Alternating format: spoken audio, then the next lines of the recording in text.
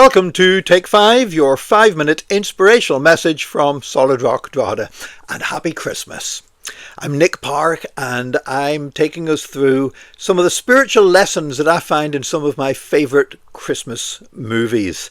And in the Park household, there's one movie that always seems to end up being on Christmas Day, and that's Home Alone. Now, sometimes it's the first one, set in Chicago, but sometimes it's Home Alone 2, which is set in New York. In fact, earlier this year, Janice and I were in New York, and we went into Central Park, and I couldn't resist saying, let's go down that wee path into that little archway and into the little underground tunnel that Kevin goes down in Home Alone 2. But today we're going to talk about Home Alone 1, the first in the series. Kevin McAllister is unhappy with his family. He wishes that they would all disappear. So they do.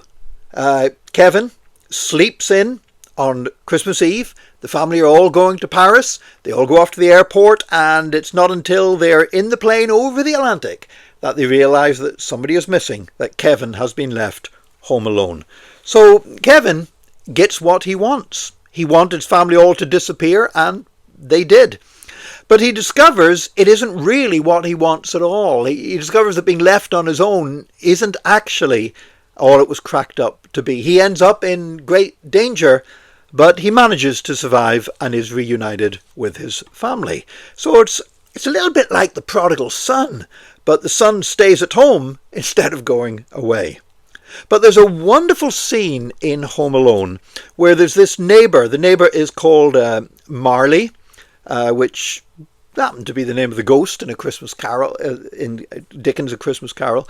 And Marley is somebody that everyone's afraid of, and yet Kevin talks with him. He finds him in a church and talks with him while a choir is practicing a beautiful Christmas Carol. And he finds Marley is actually quite a sad person, and there's a scene that plays out, and Marley says, I came to hear my granddaughter sing. I can't come and hear her tonight. So he's listening to his granddaughter practicing with the choir because he won't be able to be there for the actual performance. And Kevin says, you have plans? Marley says, no, I'm not welcome. And then Kevin, very confused, says, at church? And I love that, the idea that why would anybody not be welcome at church? And Marley answers, oh, you're always welcome at church. I'm not welcome with my son. Years back, before you and your family moved on the block, I had an argument with my son. And Kevin asks, well, how old is he? And the guy says, oh, he's grown up. We lost our tempers, and I said I didn't care to see him anymore, and he said the same, and we haven't spoken to each other since. And Kevin says, if you miss him, why don't you call him? And Marley says, I'm afraid if I call him, he won't talk to me. And Kevin says, how do you know? Marley says, I don't know. I'm just afraid he won't. And then Kevin says, no offence, but aren't you a little old to be afraid? And Marley replies, you can be a little old for a lot of things, but you're never too old to be afraid. And then Kevin comes out with this great bit of wisdom. Kevin says, that's true. I've always been afraid of our basement. It's dark, there's weird stuff down there, and it smells funny, and that sort of thing. It's bothered me for years. And Marley says, well, basements are like that. And Kevin says, and then I made myself go down there to do some laundry, and I found out it's not so bad. All this time I've been worrying about it, but if you turn on the lights, it's no big deal. And Kevin himself was afraid. He was being threatened by some evil men.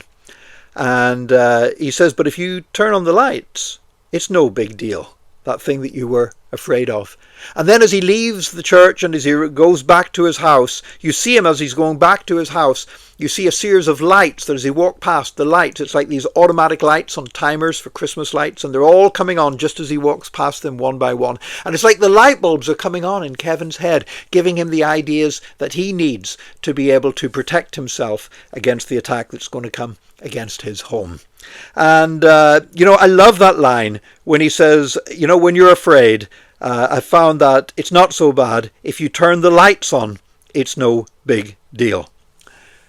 There's a wonderful truth there, that no matter what threatens us, no matter what comes against us, if we allow God to shine his light onto the subject, he will give us the wisdom. He will show us a way through. He will show us that we can overcome this thing that stands against us. And I pray if you're struggling with anything this Christmas Day, I pray that you will allow God to turn the light on and show you the path that you must take. And it will involve following him and allowing him to have his way. God bless you today. Join us again tomorrow for another Take 5, your 5-minute inspirational message from Solid Rock Drogheda.